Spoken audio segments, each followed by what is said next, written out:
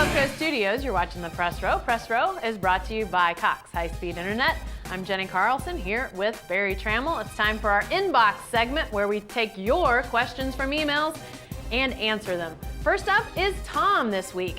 Tom asks, has Bob Stoops moved up Ohio State's list as the #1 target for a new head coach? What if Stoops is just sick of the dog and pony show that is the Big 12 and needs a new challenge? Well, I think Bob is. Somebody might get sick of the Big 12. He might be ready for a new challenge, but he's not going to Columbus, Ohio for the best of reasons. He doesn't like cold weather. He's not going to Ohio State. You want to go talk him into Florida, California, Texas, go all kinds of places. He's not going back to cold weather. Yeah, and I don't think he's going to Ohio State either. I mean, when they hired several coaches ago, definitely when they hired the sweater vest, I think they talked to Bob Stoops about going there. And if Bob Stoops said no then, Barry, why would he go now? It's a way bigger mess now than it was then.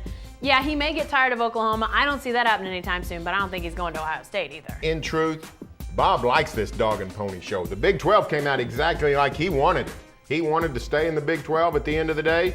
He likes the fact that he's ruling the conference and doesn't have to share the power with a whole lot of people. So I don't think Bob minds the landscape he's in. This just in, he wins championships in the Big 12.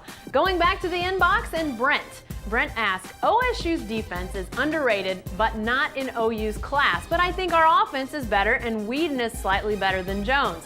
That said, will Bill Young get out of his comfort zone and bring pressure?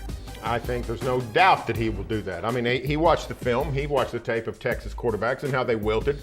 I think Bill Young will bring the house. I think he's going to blitz from all corners. Now, I'm not saying it's going to be every play. He'll pick his spots, but no way will Bill Young sit back and let those young Texas quarterbacks have time to throw. He's going to go after them. Well, and I think, too, OU, really interesting what they did with their defensive ends.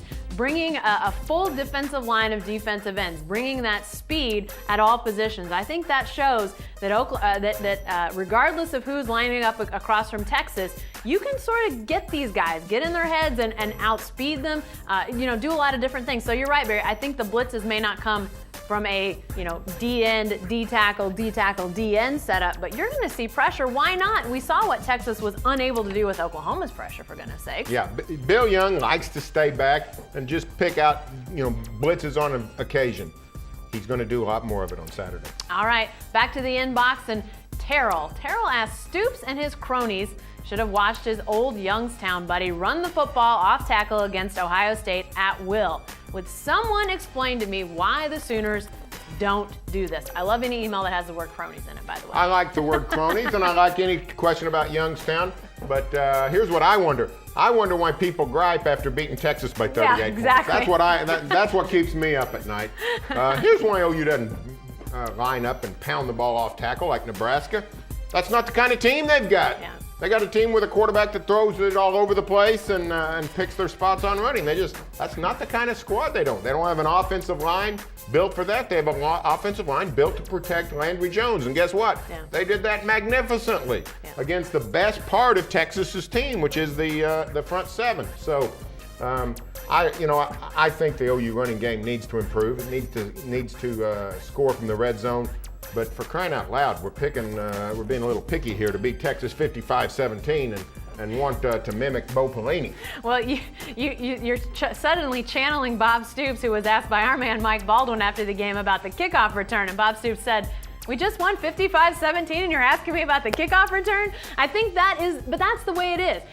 When there are perceived issues, people are going to ask about him. Barry's right about the red zone, but I tell you what, Oklahoma has two guys that I think can really help with this. I wrote about this a few weeks ago. I think Dom Whaley and his physical style, and Trey Millard, who obviously loves to run people over. If you get into trouble in the red zone, just give it to those guys. I agree. The offensive line not built to do that sort of regular pounding, but those two guys, that's where you score in the red zone with your running game. Yeah, well, I think this has been a 2-year problem. So I don't know what the answer is. I like Whaley inside. I love Trey Millard, but I don't know that this offensive line is just built to just pound people. Yeah.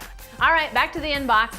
Dell has our next question. Dell asks, how about UNLV? Small school with tremendous upside in a destination city, another huge TV market with direct flight connections to the Big 12. Most important, it opens up the West Coast country to Big 12 recruiters. Barry, is UNLV a possibility in conference expansion? Well, they would be if they actually ever got around to fielding a football team. I mean, the UNLV plays bad football and has for 30, 40 years. So I can't get on board the Vegas Express. I know everybody would love to go there. Personally, I want to stay away from the place, but I know everybody wants to go there. I know it's a nice market, getting bigger all the time, but the football program at UNLV has just been in the dregs forever. I'd rather go get somebody that's got nothing going for it except a good football team like Boise State. Nobody wants to watch UNLV play anybody in football. Everybody wants to watch Boise State play football. And that's the biggest problem with UNLV and some of these other schools that have been mentioned. You know, you hear people talking about SMU and some other schools like that. Tulane was even thrown out. I mean, they're fine schools. I'm not saying that, I'm knocking their academics or anything like that, but nobody gets fired up to sit down and watch those teams play in a football game. If somebody said UNLV is playing on Thursday night, you gonna watch?